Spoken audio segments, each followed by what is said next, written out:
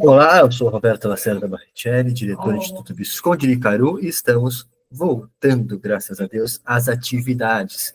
Então, nesse primeiro Papo Cultural, o programa que nós estreamos aqui no site e no canal do Instituto Visconde de Caru, não esqueça de nos seguir e de se inscrever, recebemos o também diretor do Instituto, psicólogo tomista, Alan Alencar. Boa tarde, Alan. Boa tarde, Roberto. E aí, meu querido? Bem, graças a Deus. Então, a primeira pergunta que eu quero lhe fazer é: o que é a psicologia tomista? Então, essa é uma pergunta que todos fazem.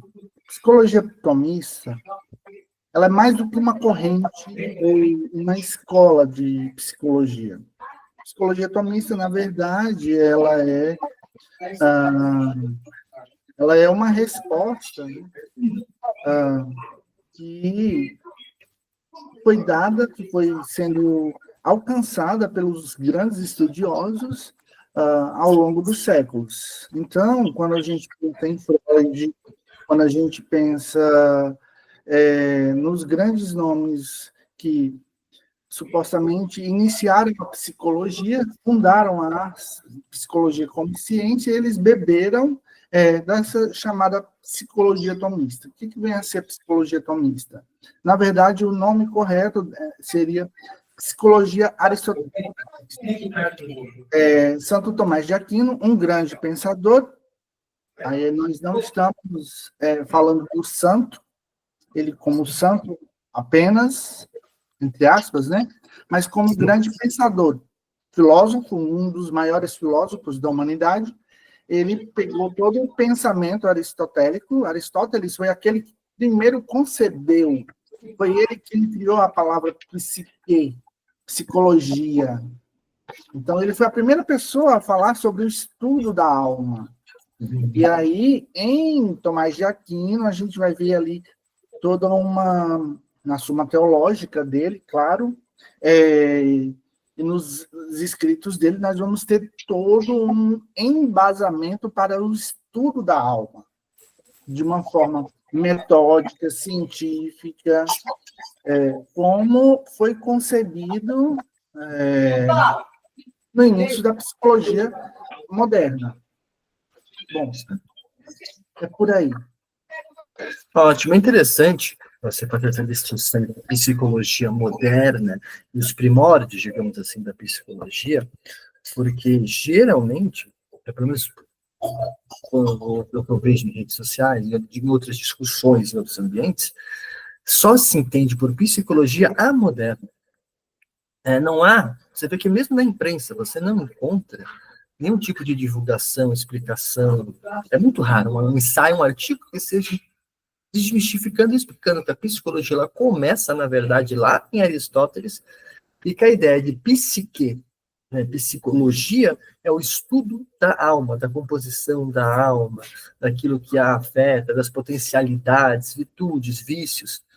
Falando em Tomás de Aquino, com certeza o maior intérprete e cristianizador, de certa forma, de Aristóteles, que, por exemplo, quando ele faz uma leitura do livro 10º da Ética, um ensaiozinho chamado Sobre os Prazeres, já deixa muito claro o equilíbrio é onde está a virtude, os vícios estão nos extremos, no exagero ou ausência. E isso forma, desenvolve ou atrofia as potencialidades da alma. E essa psicologia aristotélica ou tomista talvez siga essa linha de desenvolvimento. Justamente. A psicologia tomista, ela vem com aí um psicólogo, vamos dizer assim, moderno, psicólogo católico, o Dr. Rudolf Alley. Ele vem trazer justamente esse conceito de uma psicologia que vai trabalhar os vícios e as virtudes uma perspectiva da saúde mental. Tanto é que o conceito de adoecimento é uma pessoa viciada, E aí não estamos apegados na palavra Volume agora veio pra como caralho. falamos, de vício, como nós sabemos que é, por exemplo, uma pessoa que tem adicção por pornografia, vou usar exemplos, né, por fumar, não. Uma pessoa viciada é uma pessoa que tem um adoecimento dos seus comportamentos. E isso inicia-se no seu interior, no interior do ser humano. E uma pessoa. E a cura disso vai justamente a busca por desenvolver as virtudes em si. A partir de uma vivência de virtudes, da busca pela beleza, da busca por entender a si próprio, né, o que muitos chamam de autoconhecimento, é o que vai realmente tornar o homem aquilo que ele é chamado a ser, que é ser homem de verdade, né? Porque a gente vê um adoecimento muito grande aí de pessoas, não apenas com ansiedade, como nós escutamos muito falar, né? O Brasil é o país mais ansioso do mundo, de pessoas mais ansiosas do mundo. Mas muito do vício da ansiedade, podemos entender também como um vício.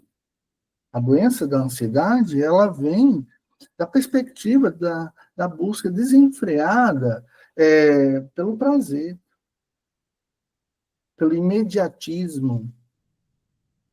Então, quando nós colocamos o ser humano de frente de si mesmo e fazemos com que ele se pergunte, ele faça algumas perguntas para si mesmo, então estamos conectando o ser humano com o seu lado virtuoso, o seu lado mais nobre. Então, justamente respondendo a sua pergunta, né? É sim.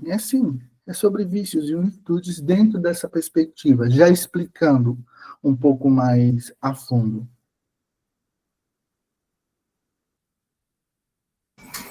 Muito bom. E, em comparação da psicologia, digamos aí, moderna, onde você terá, por exemplo, a primeira e a segunda escola austríaca, você vai ter lá Freud, você terá Jung, Adler, entre outros, essa realmente moderna, né? E a escola tomista, qual você enxerga a principal diferença, principalmente, ou até essencialmente, no trato com o indivíduo, o ser humano, o sujeito? Pois é. O fundamental é que a psicologia tomista, o conceito de alma na psicologia tomista, ele é bem mais amplo, ele é muito mais profundo. Já na psicologia moderna, o conceito de alma é apenas na perspectiva do cérebro humano. E isso é um reducionismo muito forte, muito grande. É como eu dizer que as suas potencialidades, as potencialidades que nós chamamos de virtudes, que nós chamamos também de potências da alma, que é a capacidade do ser humano de desenvolver e de fazer coisas boas, é algo como que inato aos seres vivos. Não é verdade. Nós sabemos que o ser humano ele é dotado, sim, de consciência, coisa que os demais animais não são. Então, a alma, nesse aspecto, ela é muito mais ampla, muito mais abrangente, muito mais profunda. Então, a maior diferencial, vamos dizer assim, está aí.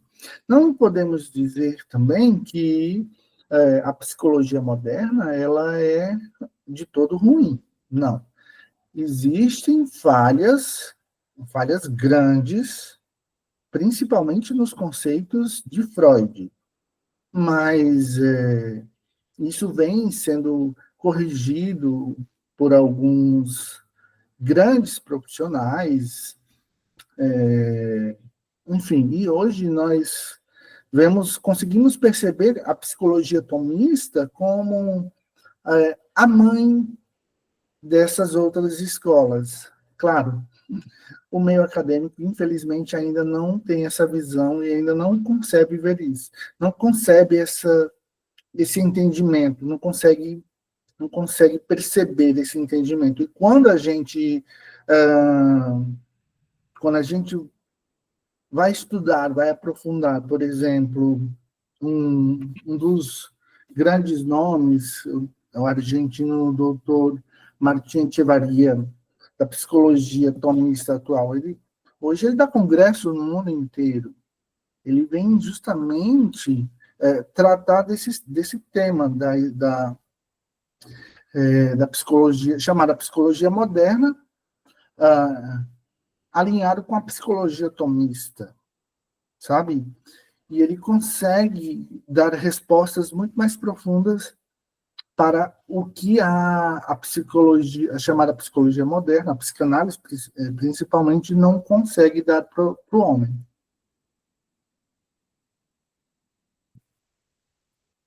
Certo, isso que você queria saber, que você tem grandes falhas na psicologia moderna, mas que ela também tem, querendo ou não, seus méritos. Então, por exemplo, uma coisa que eu, como leigo, apesar de estudar, por hobby, digamos assim, autores de psicologia, enfim, mas percebo, por exemplo, são em certas técnicas de tratamento para autistas e outras pessoas com outros tipos de deficiência comportamental grave. Então, a depender de quando ocorre o diagnóstico, quando você pega, etc., eu não vejo com maus olhos a aplicação, em certo nível, da teoria do tratamento APA, apesar de esse B ser de behaviorismo, de outra forma. E o behaviorismo me preocupar, principalmente como uma ferramenta de dominação psicológica e adestramento. Mas quando a pessoa precisa aprender a se comportar para pelo menos ter uma mínimo de qualidade de vida, pode ser uma ferramenta interessante. É mais ou menos por aí essa crítica? Sim, sim, é bem por aí. Na verdade, nós temos um grande estudioso do pensamento integral, Ken Wilber. Ele vem formular o pensamento da teoria integral, e dentro da teoria integral ele apresenta a psicologia integral. E dentro isso daí, para responder melhor a sua questão, o que você apresentou, ele vem apresentar as correntes de psicologia como complementares. E essa visão, ela já existe, ela existe lá nos escritos de Aristóteles e de Tomás de Aquino, quando ele aperfeiçoou, vamos dizer assim, por isso psicologia tomista, o pensamento aristotélico. Então, nada da psicologia moderna, até mesmo porque nós somos seres inteligentes, nada da psicologia moderna ela deve ser descartada. Pelo contrário, Freud, que é chamado pai da psicologia, fundador da psicologia, embora ele não seja, mas a gente tem que dar a mão à palmatória, dar o devido reconhecimento, porque ele, de fato, foi aquele que tornou a psicologia conhecida como ela é hoje, entende? Então, as correntes, e aí você falou da corrente behaviorista, que nós chamamos de comportamental, aplicado, por exemplo, para pessoas autistas com diversos espectros, elas se baseiam, sim, no estudo científico moderno. O que é o estudo científico moderno? É aquele que foi passado pelo behavior, né? Que foi passado por estudos e foi se repetindo. Então, tudo isso nós entendemos que deve sim ser tomado e colocado à disposição do homem. Perfeito. Eu também tenho, quando se trata de psicologia, eu escuto muito, pelo menos nos ambientes mais ideológicos ou politizados, etc., o termo guerra psicológica. Mas eu vejo ele também muito banalizado, no sentido de ser aplicado quase que exclusivamente a áreas de política e comunicação, ou seja, imprensa e cargos, né, de certa forma. Mas eu sinto, pelos amigos que eu conheço, as pessoas que eu convido, que há uma certa de guerra psicológica também nas bases, no sentido de confronto mesmo entre não só teorias, mas talvez o termo não seja esse, salvação da alma das pessoas através, por exemplo, desse trabalho que você faz de desenvolvimento. Então, muitas pessoas que eu vejo que precisam de uma certa ajuda ou que poderiam procurar, como não procuram mais isso nos sacerdotes, que eram, né, digamos, de certa forma, os grandes psicólogos, acabam procurando em ramos da psicologia que, de certa forma, até pelos grandes erros como você cometeu, são um tanto antissacerdotais, anti-perspectiva civilizacional, cristã, etc. E acabam ficando piores. Então, quando uma pessoa percebe que ela precisa de alguma ajuda nesse ponto, seja espiritual, mental, etc., como ela pode, você sugeriria, buscar essa ajuda primeiro? Onde ela vai primeiro? Onde ela pesquisa? Além, é claro, do seu contato que nós deixaremos aqui após a conversa. Pois é muito boa essa sua pergunta, porque normalmente esse tipo de problema acontece, e esse tipo de problema está acontecendo, ele tende a acontecer cada vez mais em uma escala muito maior por falta de compromisso com a verdade. Porque a verdade, ela não é uma coisa abstrata. A verdade, ela é concreta.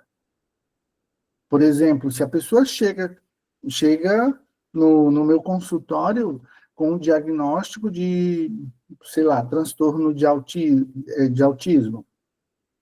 Já houveram estudos para definir o que vem a ser o autismo. Então, eu vou pegar essa pessoa e vou trabalhar e vou tratar ela. Então, isso é uma verdade. Já existem outras áreas do comportamento humano, e aí é que entra a perspectiva de vícios e virtudes para ajudar na compreensão da verdade. A verdade inata, a verdade do ser humano. Por exemplo, um dos conceitos de virtude é que o homem, ele intrinsecamente, ele é bom e ele é capaz de atingir a bondade. Só que o conceito de bondade também não pode ser banalizado. E isso também tem acontecido. Bondade, beleza e verdade são coisas que não são meramente interpretadas como eu quero. Eu não posso dizer que uma flor é feia. Os olhos veem. A verdade fala que aquela flor ela é bela. Eu não posso dizer que a grama é vermelha. Meus olhos veem, a grama é verde. É uma verdade. Então, hoje existem correntes, sim, de psicologias que estão desvirtuando a verdade. Então, quando se quebra esse compromisso com a verdade, se quebrou também a ciência, a própria ciência. A biologia, por exemplo, Nós estamos vendo aí a ideologia adentrando cada vez mais, e a psicologia, infelizmente, tem sido tomada por esses espectros ideológicos, porque eles precisam disso, para que eles possam se proliferar e tudo mais. Então, cabe ao indivíduo buscar a verdade, buscar pessoas que estejam alinhadas com princípios, enfim. Uma última pergunta, uma preocupação que eu tenho também é a questão dos diagnósticos. Me parece, principalmente quando você é pai ou mãe de autista, como é o meu caso, e você acaba convivendo com outros pais e mães, ou em grupos, enfim, e não só nesse ambiente, então, que há um seguinte problema, uma corrida por diagnósticos. Principalmente quando você tem pais e mães que tentam se colocar, de certa forma, na função ou papel do psicólogo ou do psiquiatra, e antecipar, já chegar na consulta antecipando um diagnóstico como se eles quisessem até que a criança, o adolescente, tivesse aquilo, como se aquilo fosse algum tipo de resposta do tipo, olha, o problema não somos nós, não é a educação que nós estamos dando, não é a nossa criação, é que ele tem alguma coisa para ser assim. E me parece que há uma pressão por esses diagnósticos, até com ameaça de processo, e uma quantidade razoável de diagnósticos pode estar equivocada. Então, talvez até esses pais precisem de ajuda por causa disso. Enfim, qual é a importância desse correto diagnóstico e como nós podemos atuar, lutar para diminuir, digamos, se o doutor concorda com isso, essa corrida por diagnósticos a qualquer custo? Muito boa também essa sua questão, viu? Ah, hoje, infelizmente, um grande número de pessoas que não dá para desconsiderar têm sido diagnosticadas, por exemplo, com TDAH, com transtorno de TDAH. E isso meio que virou modinha. Então, não é assim. A pessoa não tem TDAH simplesmente porque eu, como pai, como mãe, percebo isso ou aquilo e eu vejo um podcast e eu acho que o meu filho Não, esse diagnóstico normalmente é feito por hoje, e aí a gente retoma um pouco lá para terapia comportamental. Os, ah, os diagnósticos são feitos por profissionais, e aí a gente orienta sempre para que os pais busquem bons profissionais como psiquiatras, neuropsicólogos, para que eles consigam, para que eles possam aplicar os testes que possam dar aquela efetiva avaliação, e não colocar o indivíduo, a criança, na maioria das vezes. Hoje em dia a gente está vendo muitas pessoas adultas sendo diagnosticadas até com autismo, né? Autismo leve ou moderado, enfim, não colocar isso, a pessoa dentro de um reduto, e a pessoa levar isso para a sua vida toda, sabe? Eu tenho um amigo, por exemplo, psicólogo, ele foi diagnosticado muito cedo com TDAH. Só que ele não se sentia bem com aquele diagnóstico que ele recebeu. Ele foi atrás e aí ele descobriu que, na verdade, ele tem altas habilidades. Ele é uma pessoa que, que é conhecido como hiperdotado, sabe? Então, hoje também já existe o diagnóstico para pessoas hiperdotadas, pessoas com altas habilidades. E o que eu diria? Se o pai está desconfiado busque outros profissionais. Não fique parado apenas em um. Porque no mundo moderno, onde eu falei sobre o compromisso com a verdade, aí, realmente está difícil. Está difícil de encontrar bons profissionais comprometidos com a verdade, comprometidos com a saúde e a cura do paciente. Não estou dizendo que as pessoas façam isso por maldade, não estou afirmando isso.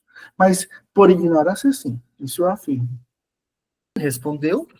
Quero agradecer a participação aí do nosso diretor e psicólogo Tomista Alan Alencar nesse primeiro papo cultural no Instituto. Pedir desculpas aí por questões técnicas, até a imagem talvez não esteja nesse como poderia, mas estamos voltando agora e com certeza melhoraremos muito nos próximos. E o Alan está sempre convidado para participar, obviamente. Então, Alan, quiser deixar suas considerações finais. Bom, eu quero agradecer você, o Instituto, o seu convite também para estar à frente aí com vocês no Instituto, e é um prazer. Quero convidar o pessoal a nos conhecer melhor o Instituto, a proposta de desenvolvimento cultural. Então, é basicamente isso que eu tenho a dizer, sabe? Maiores informações, me procurem aí no meu Instagram, alan.alencar. Esse é o meu @. Obrigado.